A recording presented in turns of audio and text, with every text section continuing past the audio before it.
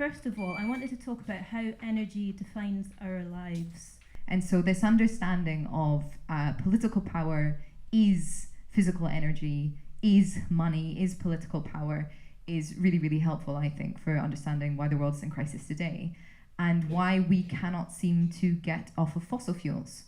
Decarbonizing the energy system means disempowering the power system that exists today politically. And so we can understand why there is very little political will for that in global north governments around the world. Thank you so much. I'd like to move on to Verel now, because you have done a lot of work on the street, slow marching with Just Stop Oil and talking about Extinction Rebellion with GB News, etc. So can you tell us just some of the different tactics that you've used to hold these powers that Rachel's talking about accountable? Sure, thanks, Marianne. I think maybe just starting off like with a bit of a personal story of how I got involved in activism, doing mechanical engineering and got interested in sustainability, and I thought I could do something to get ourselves off fossil fuels. So I did my master's in renewable energy. When I was doing renewable energy, I realized that actually we already have all the solutions that we need to get ourselves off fossil fuels, and we had the solutions since 1980, but yet we didn't have the political will. There was no political will to shift from using fossil fuels to using renewables, because, like Rachel was saying, people are just hooked on that power, and that's become a bit of a drug, and greed plays into that as well. So I had a reflection, and I thought, what do we actually need to get more political will? How do we change people's mindsets? And this is where activism comes in. This is where outreach comes in, and what we essentially need to do is just wake people up, because everyone is just conforming to one another. Everyone wants to fit in, like how we normally do. People are not used to not used to change, not used to the level of change that we are seeing today. So direct action is one of the good ways of really disrupting society. Just giving people a bit of a shake, just imagining ourselves as like, because it's a bit of a herd mentality at the minute. Everyone's just conforming and just listening to what everyone else is saying beside us, and that's the state that our society is in. We're just sort of like heading towards the cliff edge. And so what activism does is it puts people in positions where we start saying, right guys, we're like headed for the cliff, let's move slightly that way. And so that's why groups like Extinction Rebellion, Just Stop Oil, it's really, really difficult to be in that position and block the road, for example. But it's necessary because we're doing it out of love. We're doing it out because we can see what's coming ahead, and it's shifting the path that humanity is on slowly, even though it's a negative thing to do. I think raising awareness and educating people along the way goes a long way as well. Community-led initiatives, legal challenges as well. Chris Packham just yesterday, or day before yesterday, he got the go-ahead for his judicial review against the government rolling back on net zero.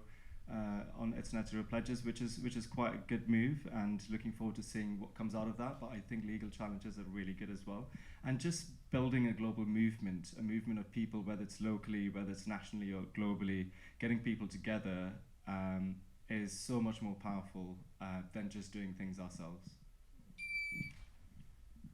Thank you, that's really cool.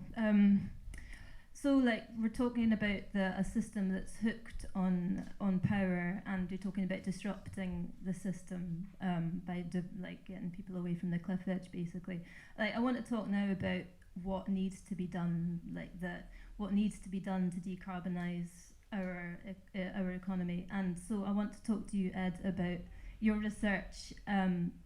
And you talk about making sure that transition from fossil fuel to renewable energy is a just one. Can you explain what the phrase "a just energy transition" means? Like, where does it come from? A little bit of the history and what it means now in today's economy. Yeah, I can project, but maybe not as much. Can you hear me at the back? Are we good? Yeah. Cool. So thanks so much for having me. Thanks for coming out. It's good to see so many people here.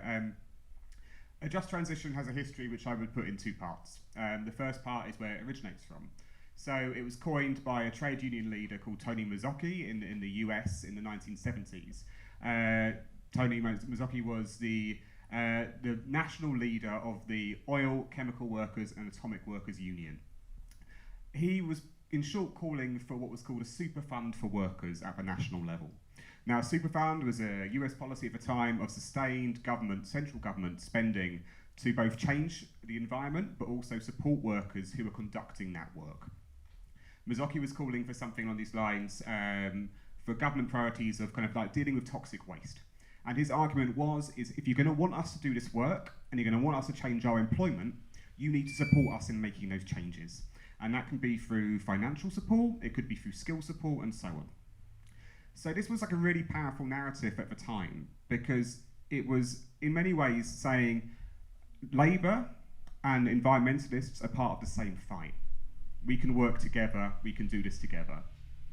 And at that time, as continues to be, that was a counterweight to a really powerful narrative from employers and bosses, which was that environmental regulation is a jobs killer. If we do environmental action, if we do climate action, you will lose your job. And so Mazzocchi was visionary in a way of saying, no, we can do it together, we can join forces. Now, the most amazing thing is, and it's why kind of you speak about just energy transitions and so on, is that term has changed with the times. And it's become the most amazing kind of intersectional term to basically highlight that climate action today can often ask people who have less to have less. We can say we have the technologies, but who controls those technologies, who will benefit from them, and who will bear the costs? So it's basically highlighting that not everything is as rosy as it could be. Climate action can leave people behind just as much as previous transitions have. And there is power in the fight to kind of push for something different. But yeah, that's the best summary I can possibly give at this point, I think. Thank you. Thank you very much. Olivia, I've got two questions for you actually related to this. I know, sorry, not very fair, is it? So you spoke at COP26 for Black and Green ambassadors about the importance of making the environmental movement more inclusive, and you've campaigned for clean air in Bristol. With this experience in mind, what do you think the word justice means to people in Bristol? That is a good question. I think it means lots of different things to different people. That's a classic cop-out answer, but I will give it anyway. I think Bristol has I don't know if it's a unique history, but it's got a very immediate history with injustice. It is etched very obviously into the wealth and the prosperity of our city, so I think it can be quite visceral. In Bristol, I think it can be visceral anywhere in colonial countries, but I think it has quite a visceral meaning in Bristol, and Bristol is still a very segregated city. So when we're talking about justice for people, I think it's really obvious where that injustice lies, where those lines of injustices lay. There's a crazy fact around the life expectancy as you travel along the interconnected Bristol train line. It drops like a year a mile or 10 years a mile. I have to get the fact right, but it is, you can literally plot how people's lives are foretold by the places they live in Bristol. So I think justice has a really immediate meaning. I think it's about more than fairness in some ways. We talk about fairness and we talk about kind of equality, and then we talk about equity.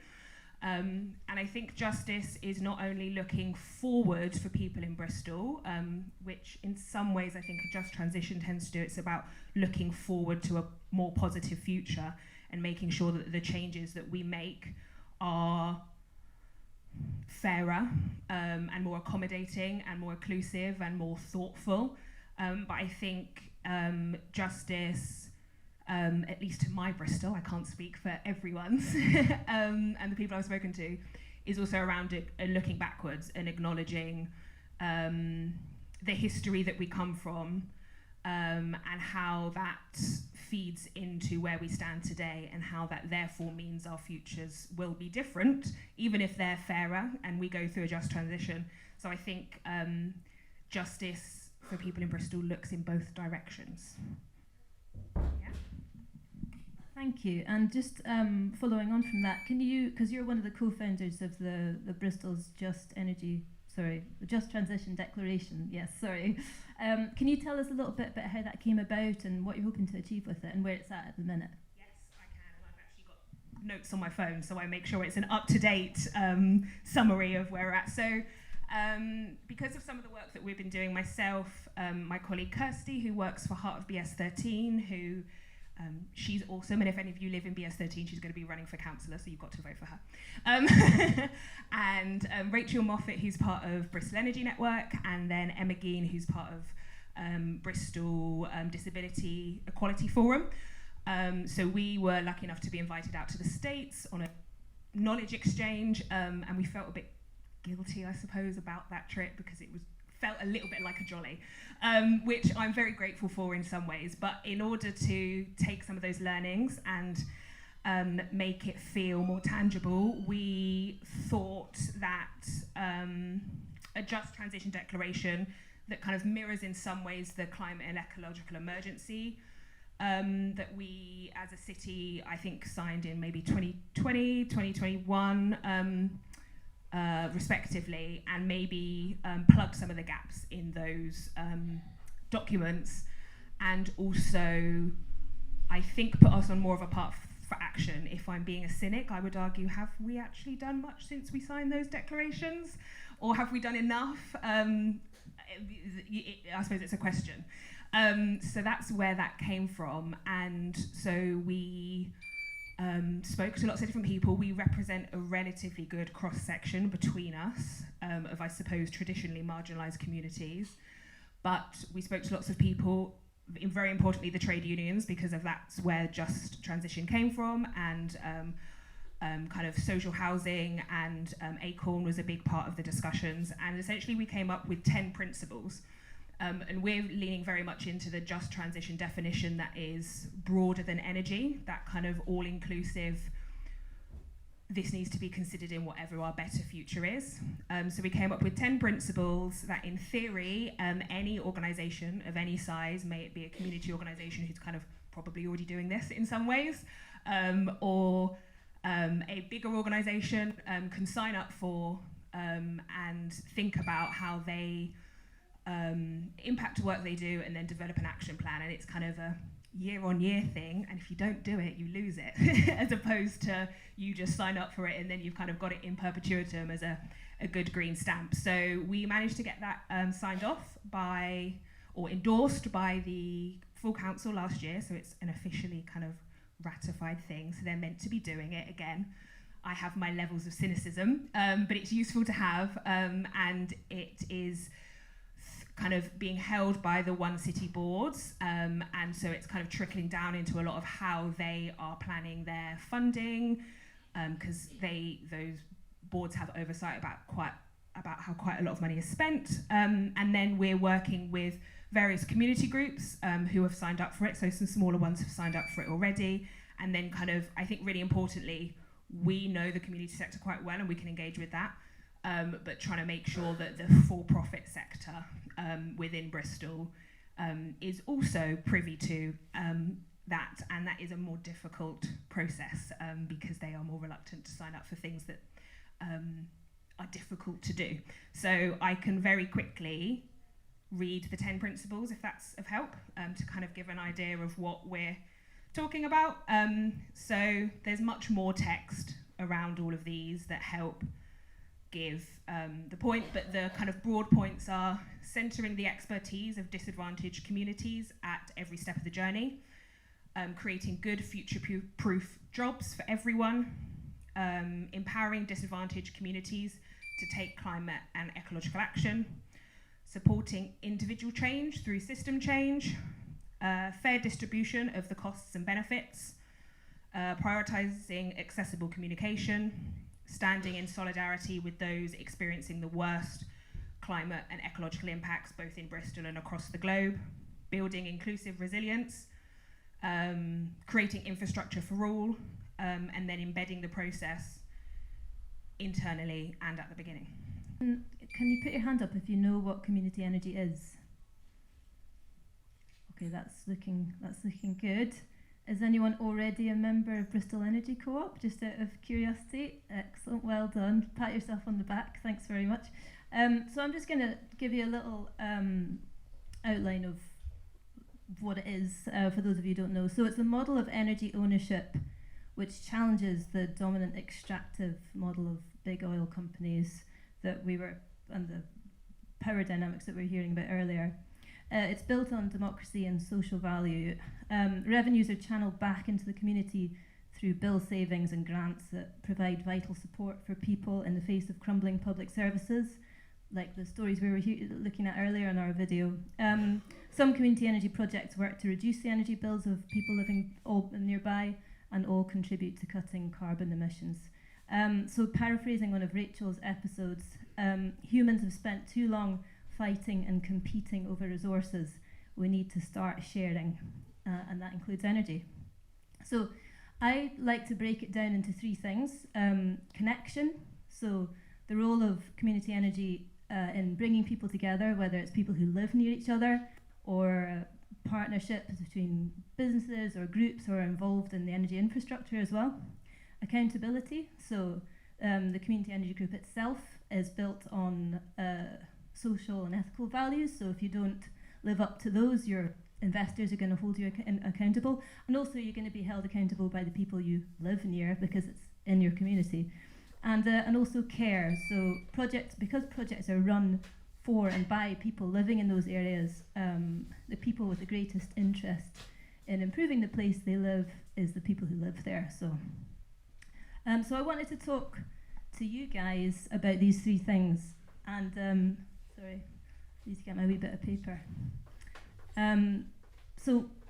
About connection, accountability and care. So can I start with you, Verel, about connection?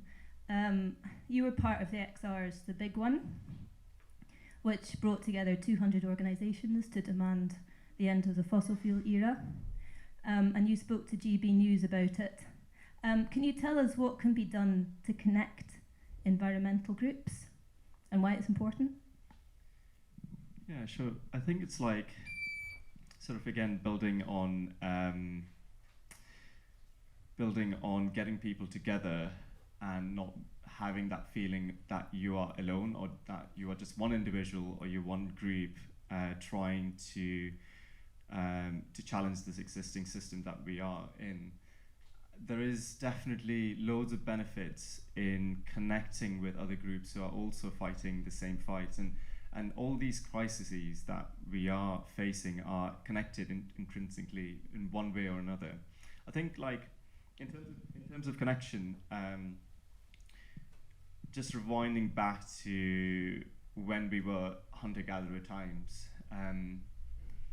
humans relied on one another to survive. In fact, if we didn't have each other, our chances of survival would be really, really less. So we evolved to relying on other people. We evolved with having connection with each other and with nature. But over time, and we fast forward till now, that connection has been sort of we're disconnected. We're so disconnected from nature. We're disconnected from ourselves. And even though we are the most connected since we've ever been in terms of like technology and everything. And I just wanted to say this quote by Eckhart Tolle in his book, The Power of Now, and he says, the pollution that we see in the outer world is the pollution that we see or that we have on the inside world. So in order to fix the pollution, what I take from that is that in order to fix the pollution that we see in the outside world that manifests itself, we need to sort of fix ourselves. And so we need to, in a way, connect with our inner selves. And once we connect with ourselves, then we can start connecting with other people, with other groups, with other organizations, and build that change. And once we sort of like fix that connection, we can then start to implement better systems of change which takes into account or which is inclusive of everyone, and find a more sustainable path forward. I think connecting with other groups and other organizations and getting more people on board will help us align our shared goals with one another. It will allow us to share knowledge together, share innovation. It also helps to build this emotional resilience and support. Again, like, you know, the mental health crisis is so linked with the climate crisis and all the other social issues that we're facing. And yeah, I think it's like, with all these issues, when you tackle one issue, we've got to like keep in mind that we're also sort of like tackling all the other issues and keeping everyone in, checking in with everyone else as well. And just lastly, ending on this point that being connected as a group or as an organization, again, like it makes you feel not alone. It gives you a sense of belonging, and as humans have always wanted a sense of belonging. So we are so much more powerful together, and I think having the feeling that you're not alone and that you've got a whole community behind you is the best thing ever. And you know, we can all support ourselves, we can hold ourselves up, and I think that is the way forward. It's community, it's connection, and being there for each other with love and compassion. Oh, thank you. That was really nice. Rachel, can I ask you about accountability? Obviously, as a climate corruption journalist, this is the main part of your job.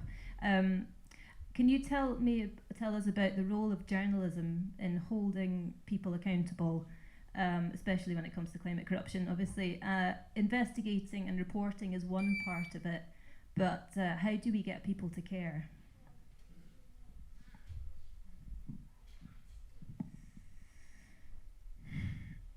Good question. I'm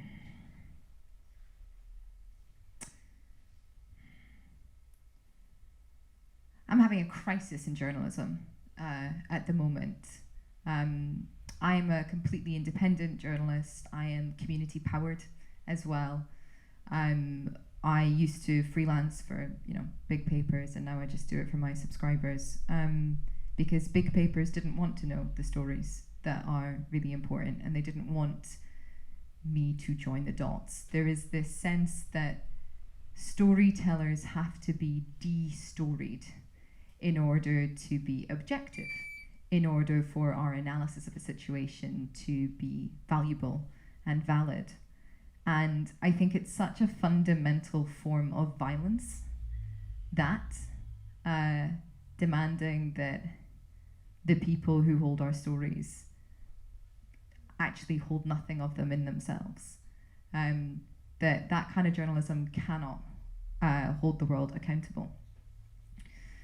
And so I think for me, part of being a storied being today is refusing to be outraged at the state of the world, but rather saying time and time again, yes, this is the state of the world. This is how it was built to be. I will not be outraged by yet another scandal of corruption. I will repeat this drum that is only ever going to be this way until we have a reform, if not revolution, in our systems. I think that journalism today has a method of treating each scandal as if it is an aberration in an otherwise functioning system. It's not. The crises are the norm. The peacetimes are the aberrations. And so it is a massive it's shifting our understanding of the world. And so I think we can hold we have to hold journalism to account. And we can begin creating a system of accountability when we are brave enough to face the truth and face the reality of the situation in front of us. How we make people care. People do care. And I think this is something that the left really struggles with. It's not that the people on the other side of the political aisle don't care. They just care about different things. And claiming that some people lack care just because they don't care in the same things as us is not an inviting position to take. And it's a morally superior position. And I really, really understand the impetus, especially when we are seeing things like a live stream genocide. And struggling to understand why some people maybe don't care about that in the way that we do care. And it's not because there's a lack, it's because there's a different focus. And if we can find a way to speak to whatever values in them are aligned with that story, if we can find a way to tell the story differently, then we will be able to find a coalition of care. Everybody cares about something.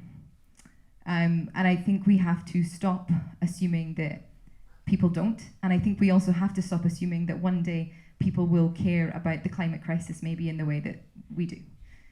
Many people might not. It's a very abstract thing. What is a climate crisis exactly? It's not happening on my shore. Some people are more worried about how to keep a roof over their heads. Some people are worried about how to feed their kids. Some people are worried about whether or not they'll be able to turn on the heat this winter.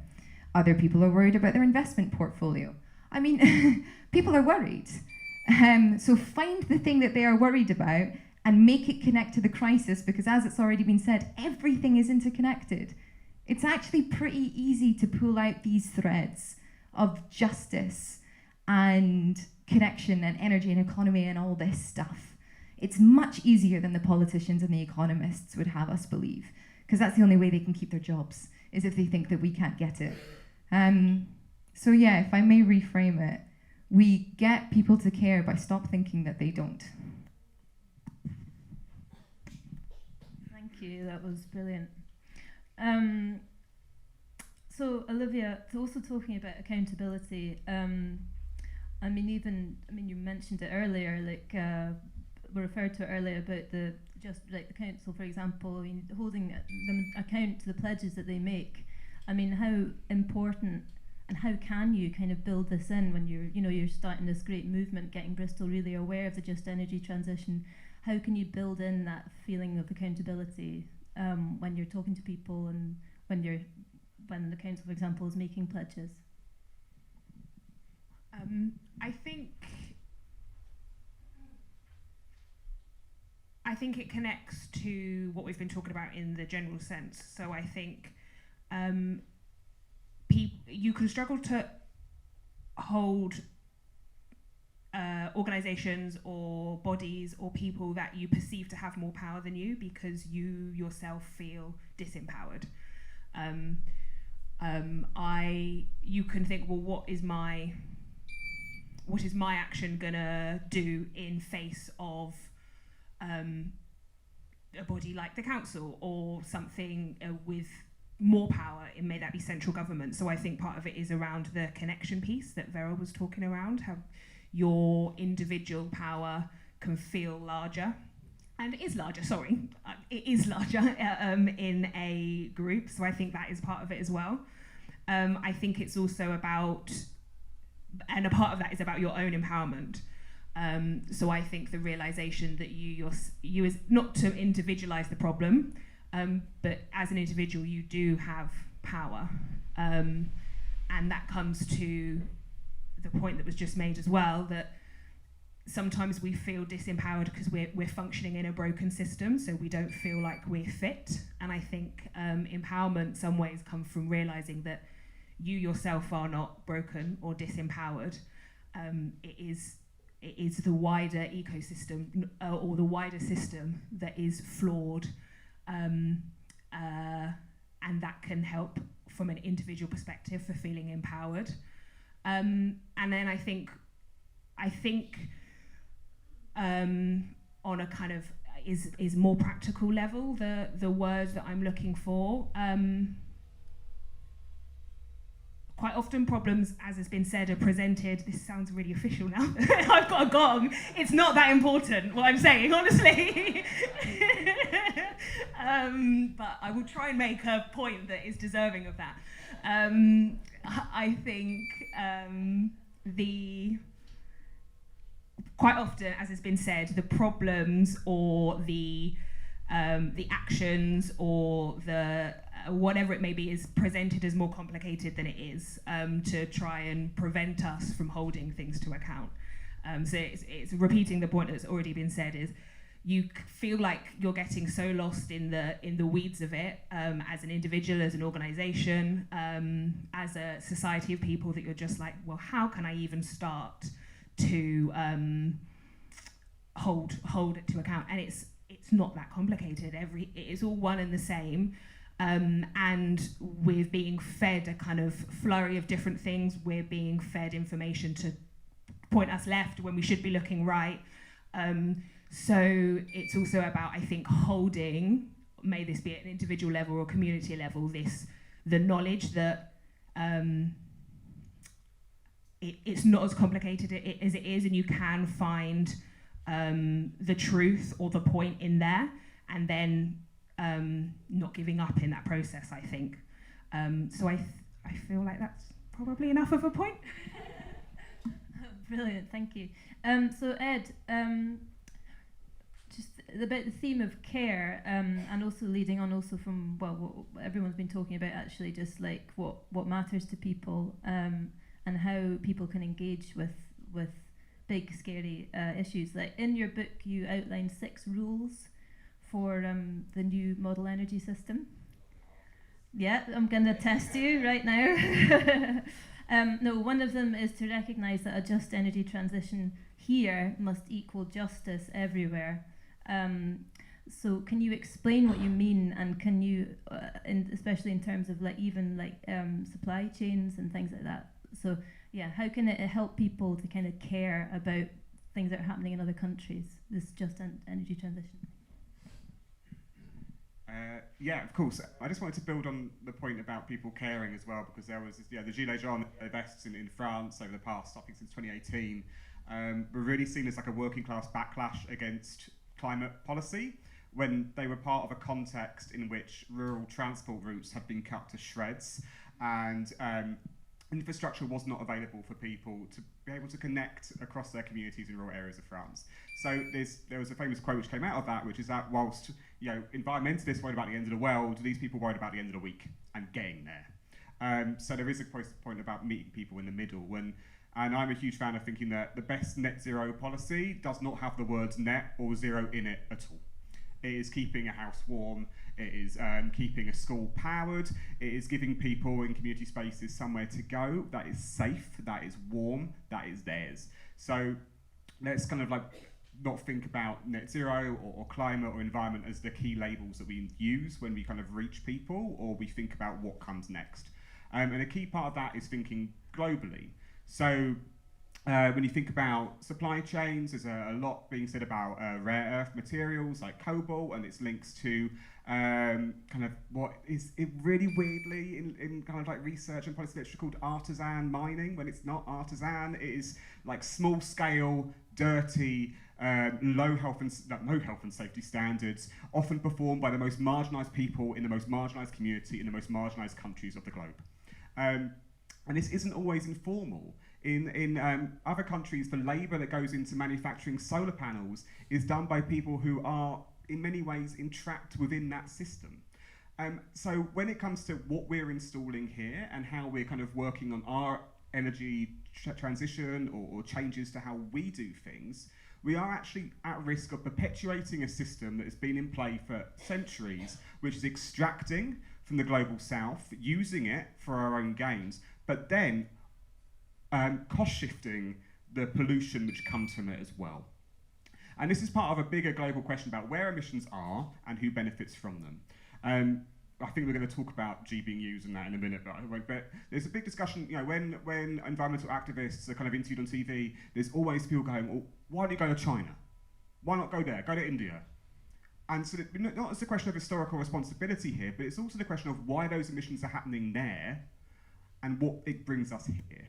So we need to think about any transition that we have, any renewable energy, any climate action, any gains that we have here are embedded in what is a global flow of injustice. And unless we think in that kind of cross-scalar way, we're just going to perpetuate it again.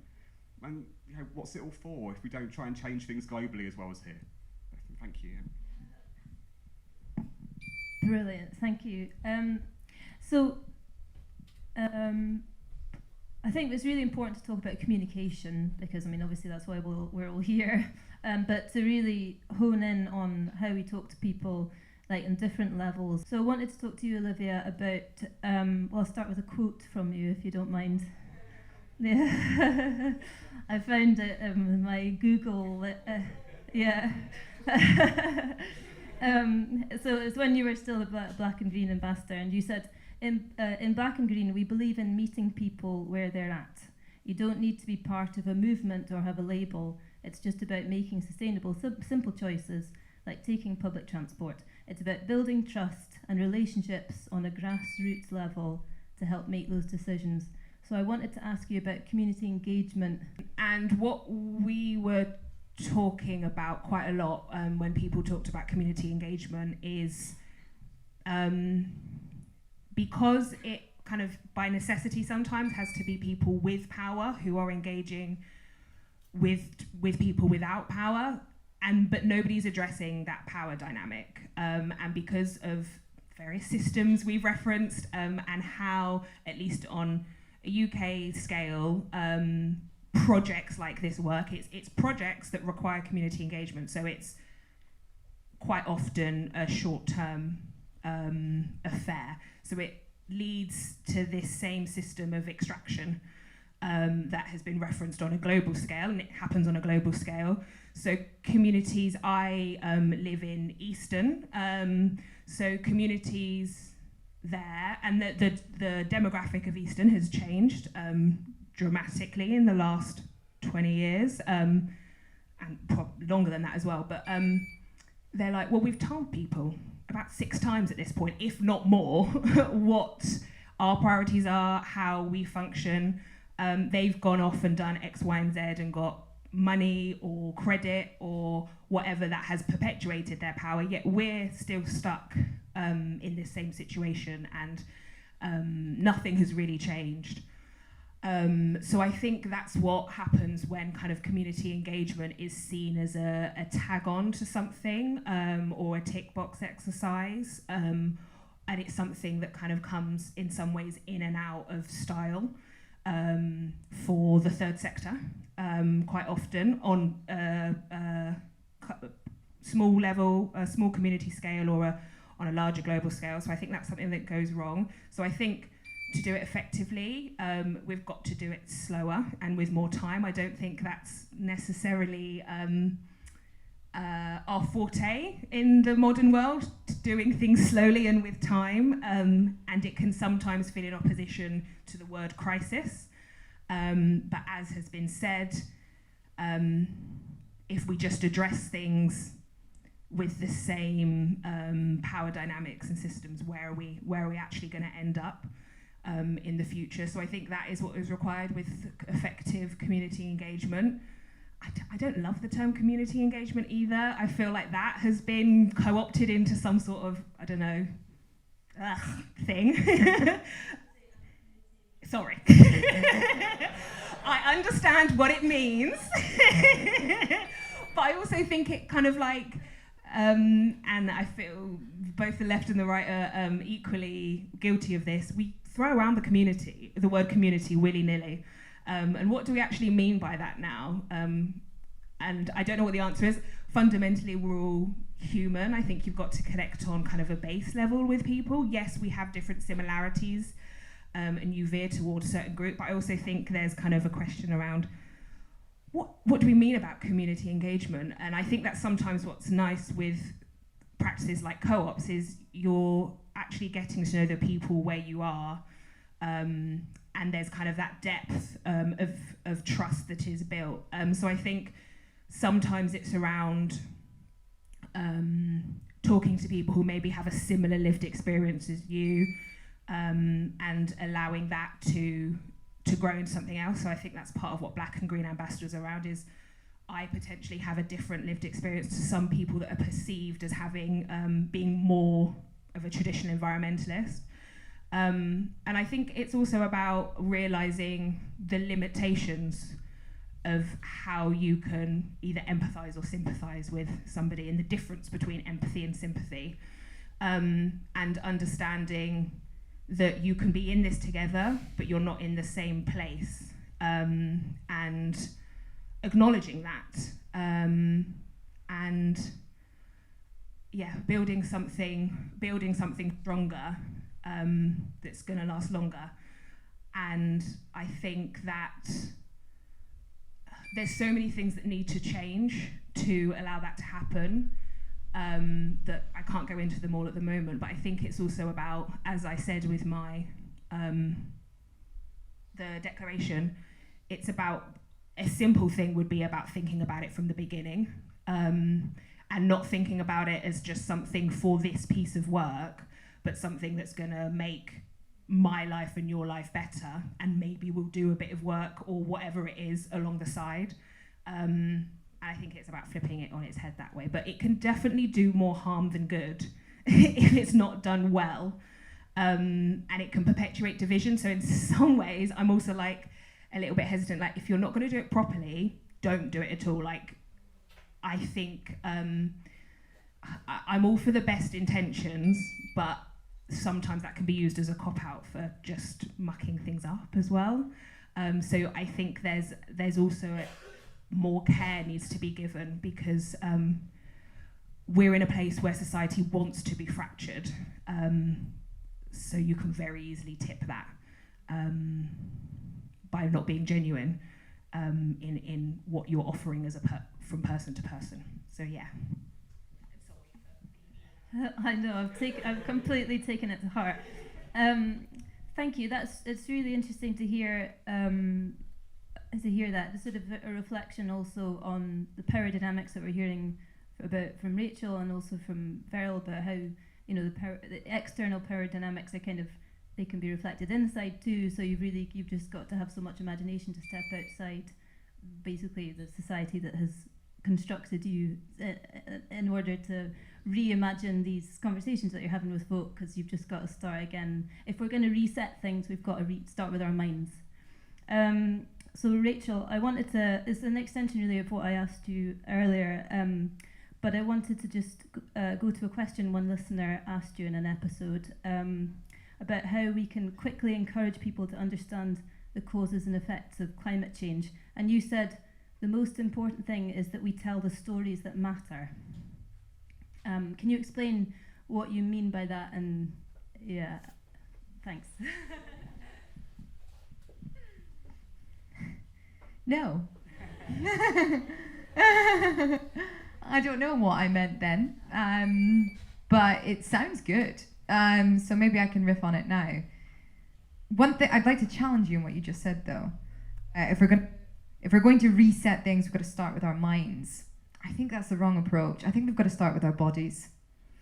I think we have to be more embodied in what we do, and that can be as simple as being outside in nature more and going for a nice walk, getting dirt under your fingernails from, growing a vegetable patch.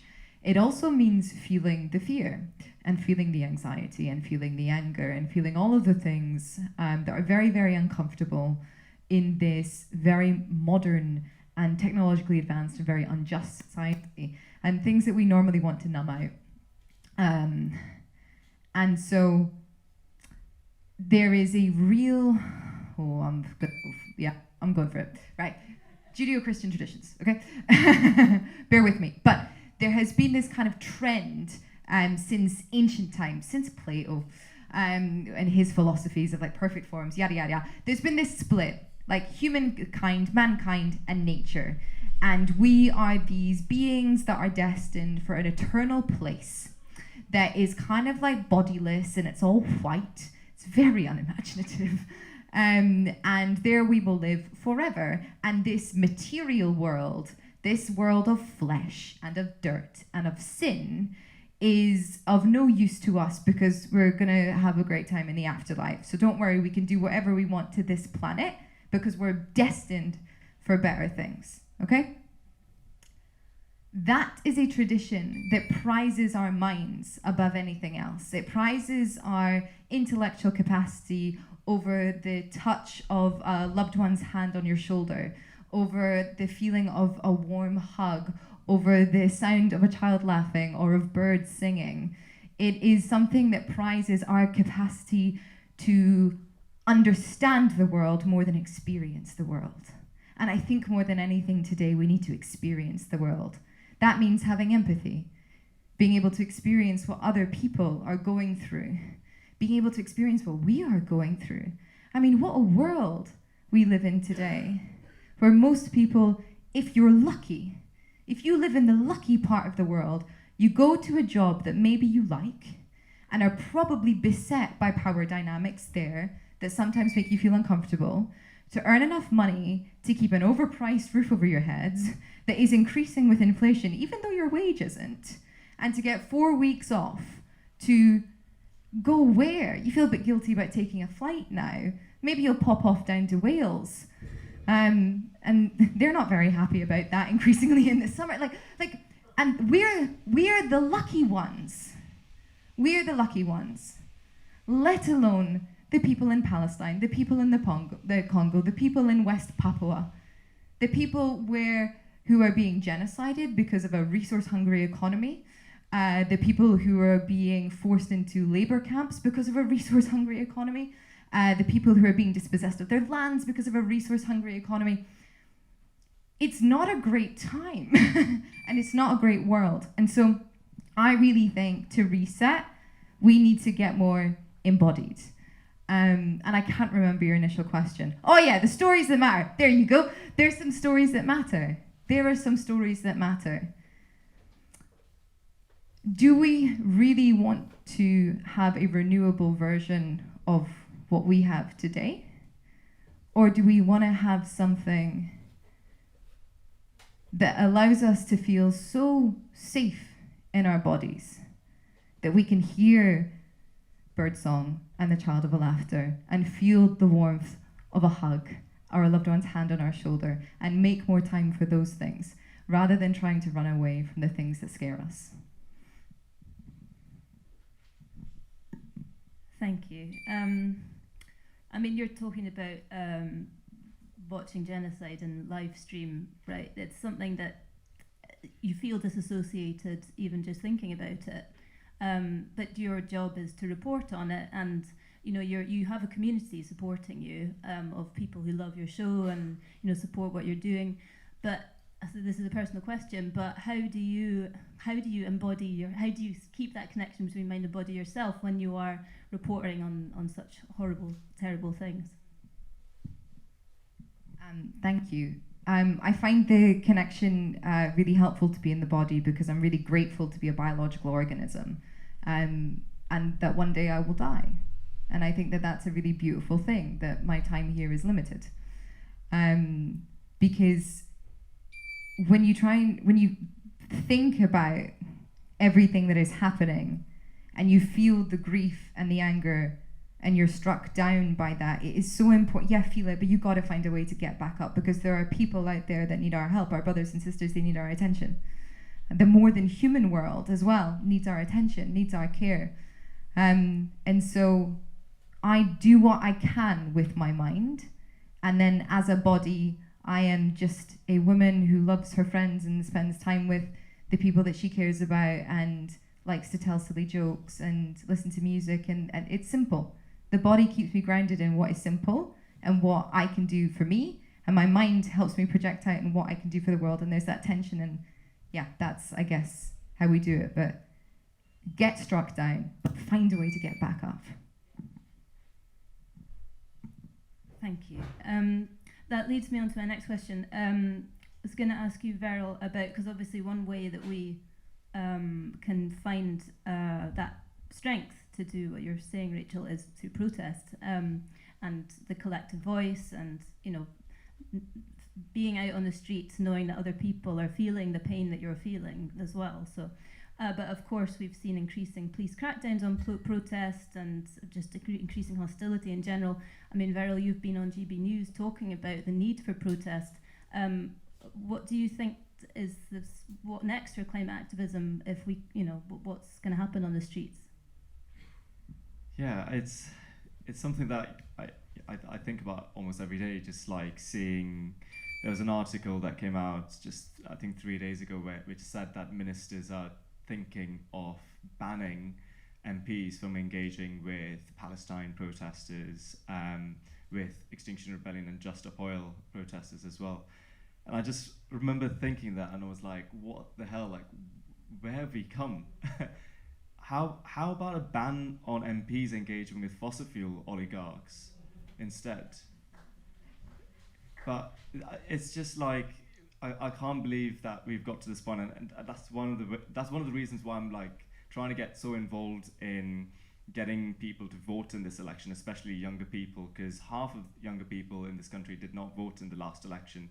So that's something that like I'm trying to put some more energy into at the minute.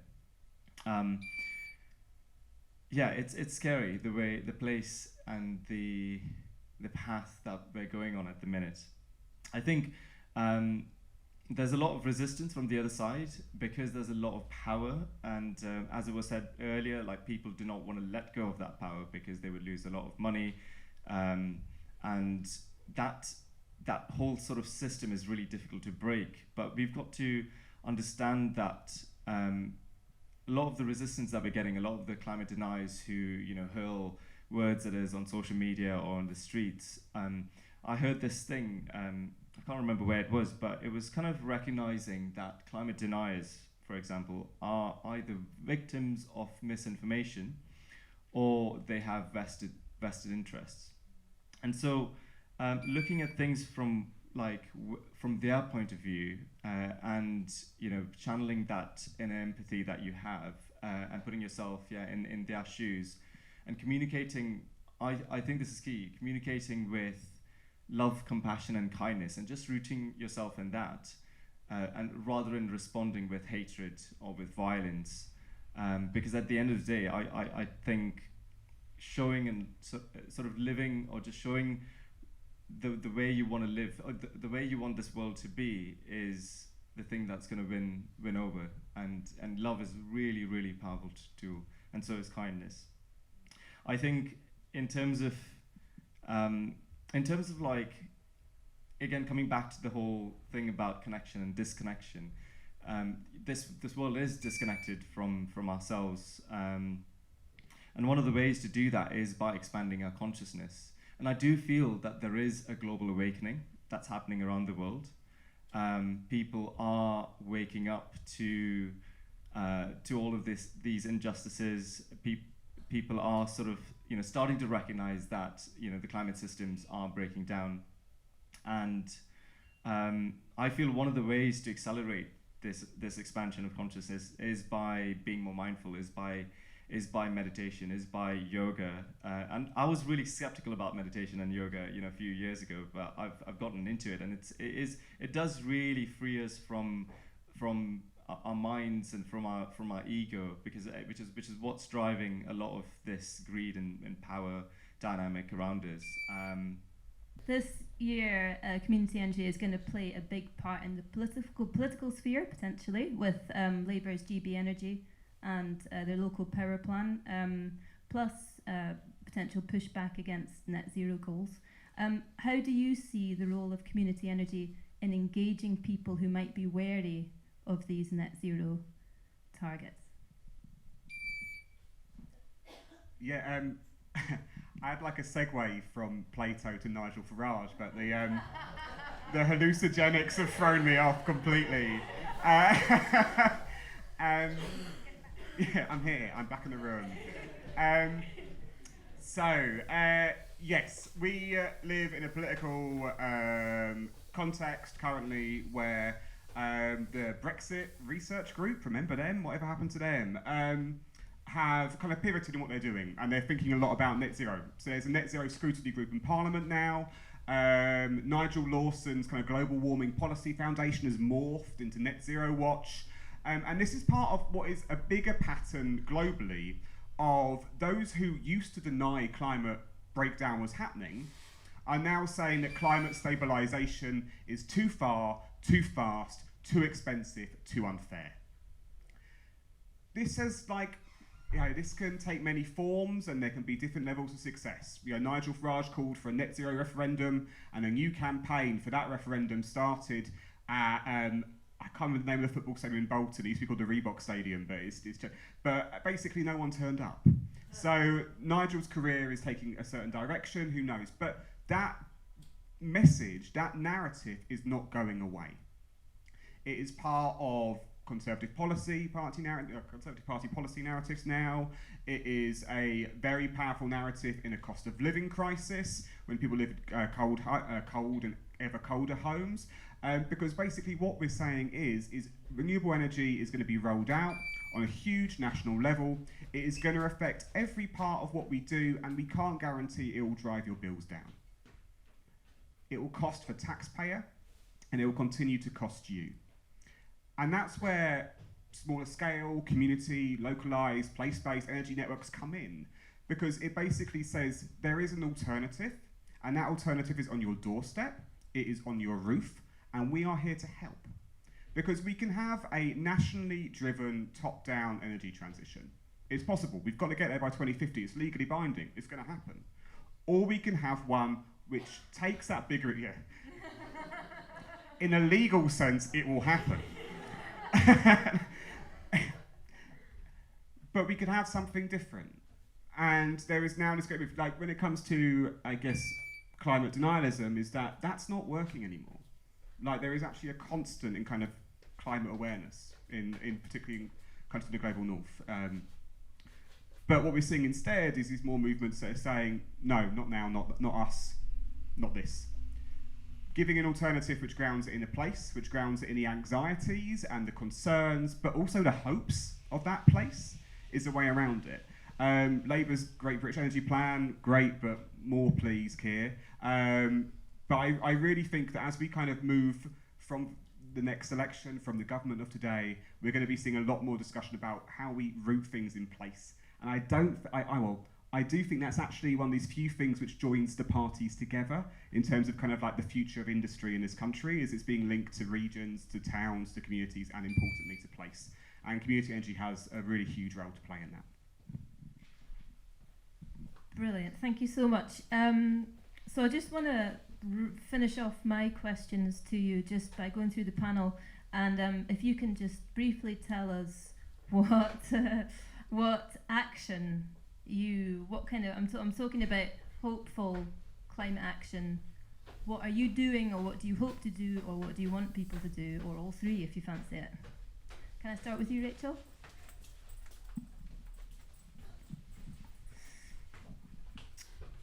I want people to get educated. I think that hope lies in information. And I want people to get educated and to keep educating themselves and to keep challenging themselves. Information is a tool. And I think that, I was having this conversation today actually, I think that really often those of us, especially those of us who work in this or have a lot of conversations around this, forget that a lot of people are never talking about this because they're talking about different things. And so relaying that information as often as possible in an inviting way. So yeah, learn the information, learn how to speak in an inviting way as well. That's a really important climate action that you can take. Learn how to talk with people with whom you disagree. And learn the most exciting talking points. And learn how to invite people in. So I think that, and finally, challenging your assumptions about that, and just keep going for walks, get outside, get some fresh air, do some community energy if you possibly can. Don't fret too much about the details. It's very important to not beat yourself up. It is unlikely that, sorry, this isn't hopeful at all, but it's unlikely that we're gonna make it. And when I say that, I mean, no, really. We're not going to have a renewable world that is just a substitute of this one. There was a paper that was studied this week, actually, that did all the modelling. I was like, yeah, no. That's okay. That's okay. We're going to have a different kind of world.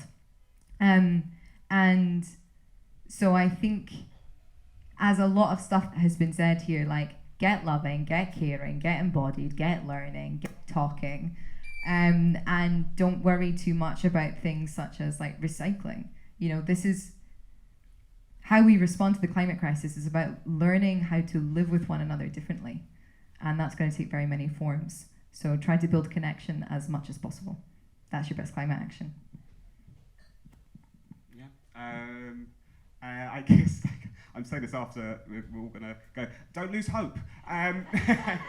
Don't lose hope, because hope is that powerful emotion which means we're not going to settle for second best. Okay, and there are several ways of doing an energy transition. There's several ways we can decarbonise or not, and we need to be able to say this is what we want. And we want this as a person, as an individual, as a household, as a community, as a city, as a region, and so on. Because there is a system in place which can do this, and it can do this without us. Yeah, there's modelling which shows that I think it's like 713,000 green jobs can be created in the next 10 years in this country. Or it could be less than 100,000. It depends on how the policies are implemented, where they are implemented, and who they help. And also what is around them to help that happen. So there is a lot to be said in saying, okay, there's that way, but there's this way. And regardless of if we fail, we want it this way if we're going to try. Second, my last one is try and have those conversations about climate action, about energy transition, about change, about net zero, without using those terms. That is where we meet people. Because if we're kind of thinking about emissions reductions, let's scrap that. There's so much more to be won than just something not in the atmosphere. We can give someone a better life, a better future. We can kind of end kind of unequal exchange within a city, within a region, within a country, globally. We can actually do something pretty decent without even saying the words net zero, which have increasingly become empty and ambiguous and aren't worth our time. So please stop using them. That's a very direct piece of advice. I don't know if I can manage that.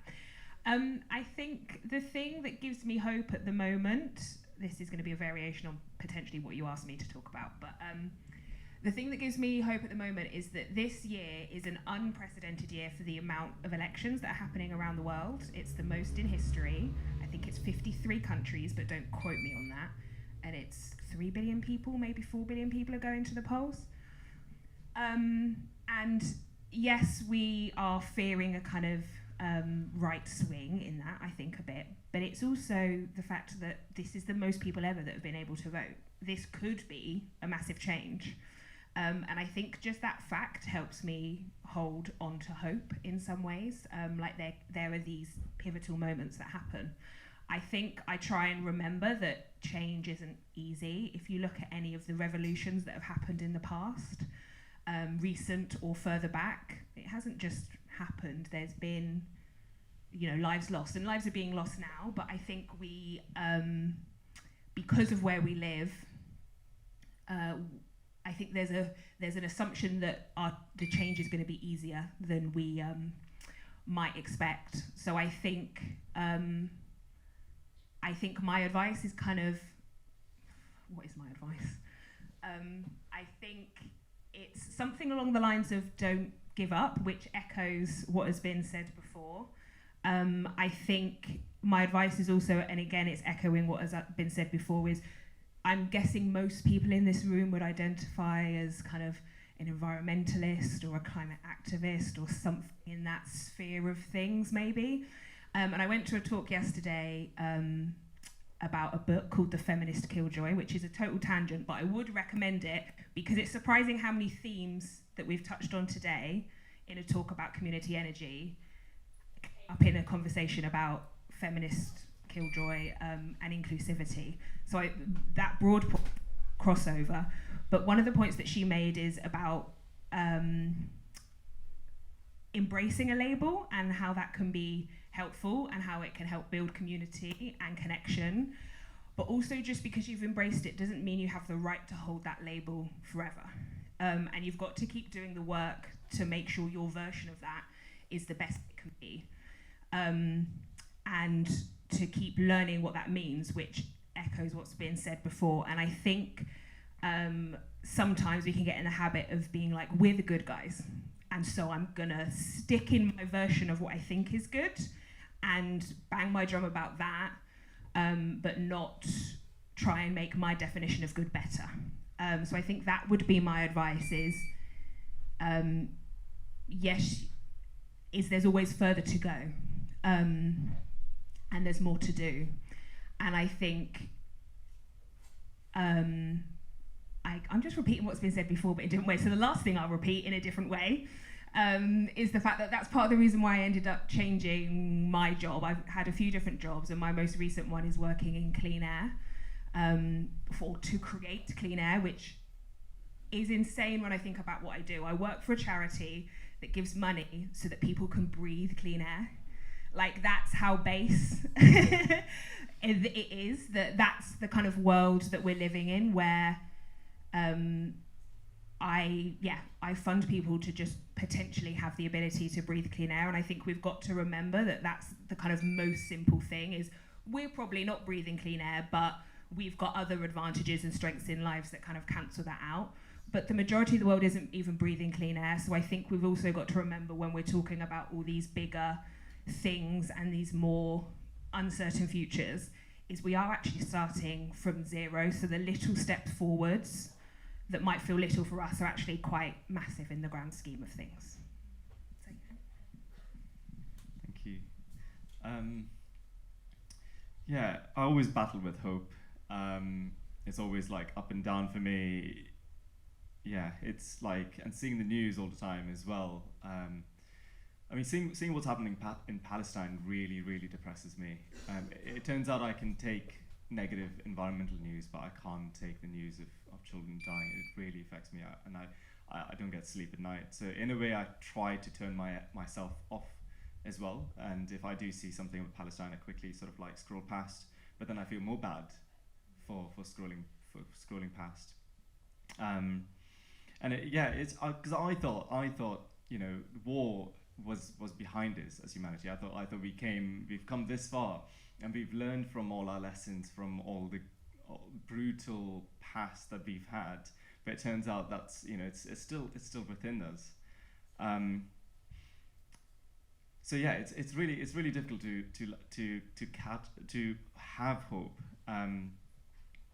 But what does give me hope is, having watched like episodes like Ancient Civilizations, and having looked at how humanity has made it through cataclysmic events in the past, through flooding events, through other really, really extreme events, that gives me hope that even though we've got this breakdown that's coming for us, which is almost certain, we have a breakdown coming for us. And I feel like this breakdown is, in a way, necessary as well, because that's the only thing that can break this capitalistic system that we're in. And so we do need a reset, and I think part of that reset is this breakdown that's coming for us. I mean, we experienced a 1.5 degree warming for the whole year last year, and we weren't meant to experience a 1.5 degree warming this soon. So we're currently on track on probably the worst than the worst case scenario. Like like taking all of those tipping points into account, ice-free Arctic by 2035, which is just 10 years away. Worse things are going to come, but I think it's important for us to just enjoy the moments that we have right now. I'm doing my best to enjoy the summers and trying to go to like as many festivals as possible. But I think having fun in this moment and enjoying, the pleasures that we have in our lives, and just doing the right thing every day, and knowing that you're doing the right thing every day is kind of what gives us happiness, isn't it? So I think as long as we are happy doing the right thing that is benefiting humanity in this present moment, and not taking things too seriously if the world's going to come to an end, is quite important, and it's so important not to lose hope, because what's the use of living if we don't have hope? So yeah, I think getting involved in groups that are taking action is something that gives me hope. Getting involved with just meeting like-minded people, or just like coming to events like this, investing in community energy is a really good thing, because not only does it get rid of fossil fuels, it also benefits the community, and also it gives you a return on your money as well, better than an ISA would do.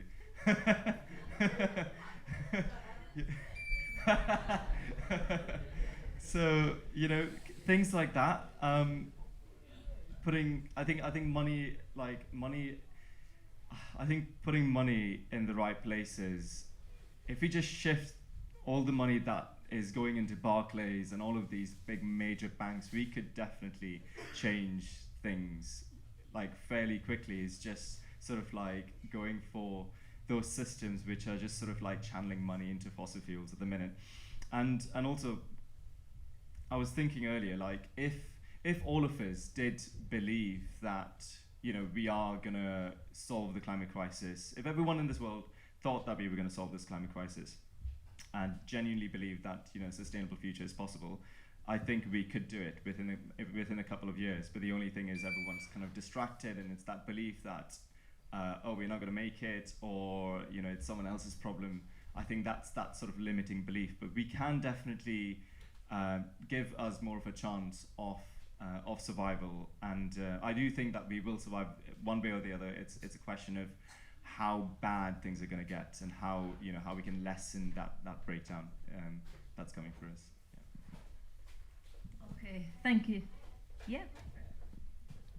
I just want to riff very quickly, because something I hear in groups often is that this is a problem of mindset. This isn't a problem of mindset. This is a problem of power and corruption and money and a network of people who extract from the world. And so I think it's very important to not like individualize the responsibility, and to keep in mind the reality of the forces that we are up against. Because otherwise we kind of create a space for people to be like, well, I'm working on myself, so I'm solving the problem. And I have been in those groups, and I have heard those, and I have heard white South Africans talk about how the apartheid was overthrown with love. So I just, like, I think we also need to be very careful about that as a very privileged group living in Great Britain. So I just want to say that. Thank you. Yeah, and I think that goes back to as well, like why the government's so scared of protest, because like as soon as you've got a collective voice, you can see that it's collective power, and that, you know, just looking at the phrase community energy, it's like it's energy, it's your energy, and as a community, it's so much more powerful, and that's where change begins, with the community, with that collective voice. So we've got a few minutes for Q&A, but I just want to quickly say thank you, and I'm sure you'll join me in saying thank you so much to our 4 really brilliant panelists.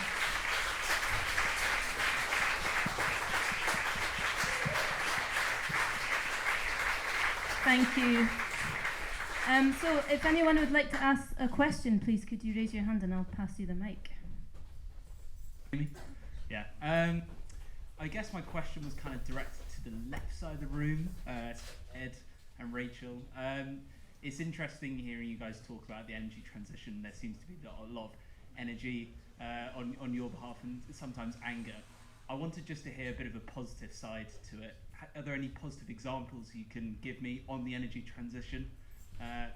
Aside from that, I think aside from that, it would be just interesting to hear, some stories you think in like a wider context aside from Bristol. Are there any other examples on a larger scale you can give?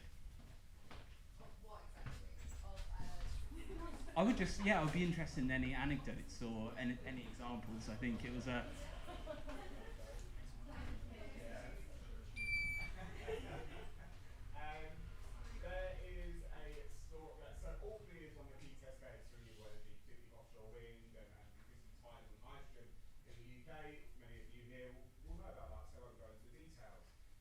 Wonderful story of community-owned wind turbines being built onshore near people's houses.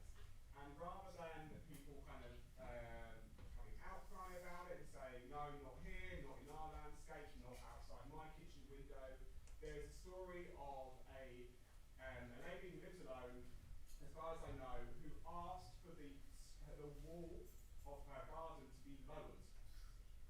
So she could look out of her kitchen window and do her washing up, and she could count how much money she was earning with each turn. Right? That's my anecdote. I like it.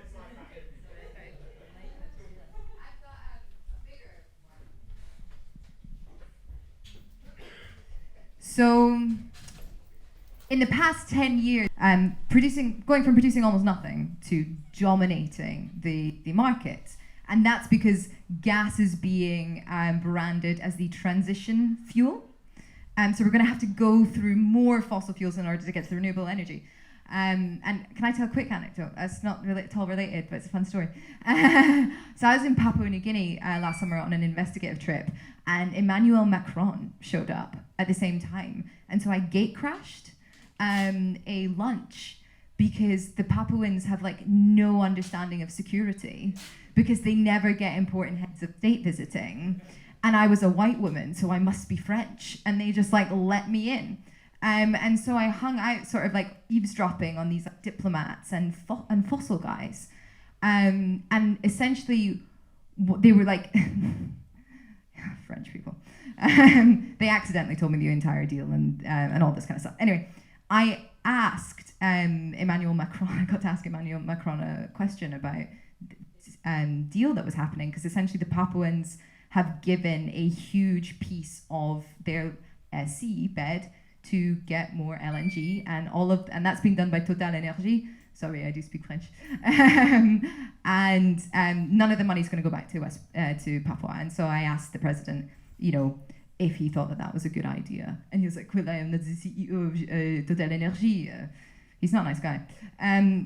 But and then went on to call it a transition fuel, and how this actually made sense because Papua New Guinea needs to develop and all this kind of stuff. I'm telling you that anecdote to show how much push there is right now from the global north to keep going on fossil fuels, even the filthy ones. We'll just rebrand them. However, in the United States, despite this huge rollout of production and exportation of LNG, despite huge subsidies, despite the fact that they are building plants, they're now having to shut them down.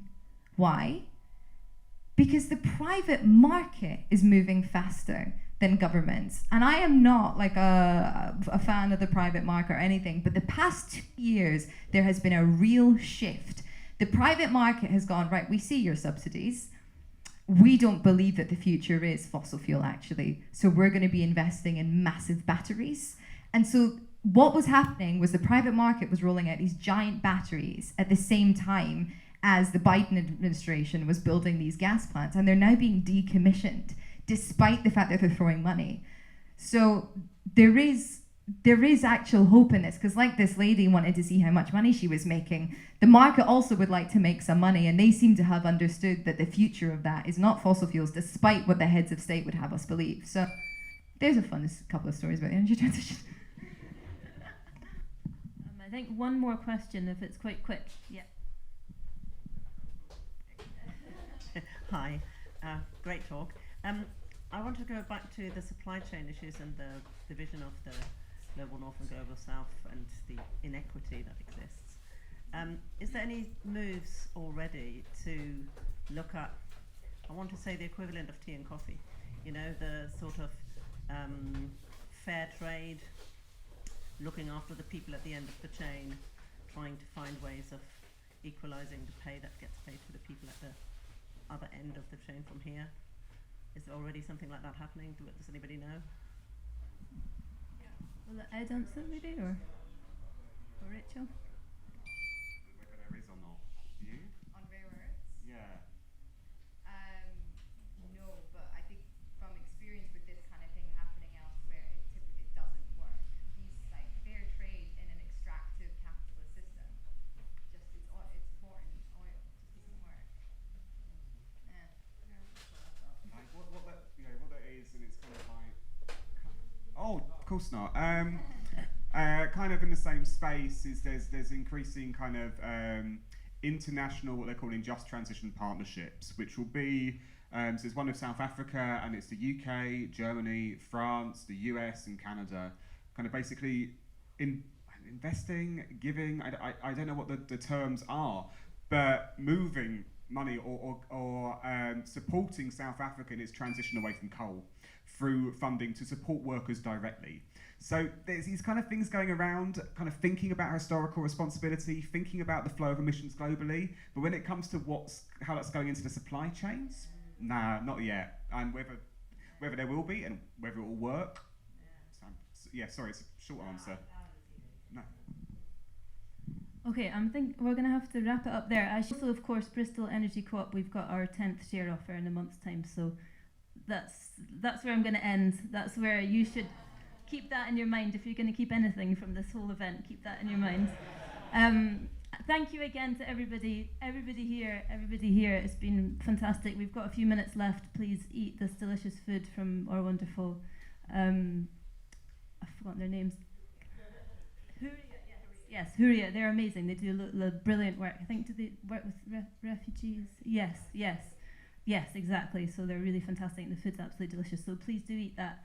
Chat to each other. You'll notice my colleagues we're all wearing matching outfits. So please come and speak to us. Thank you very much again. Cheers.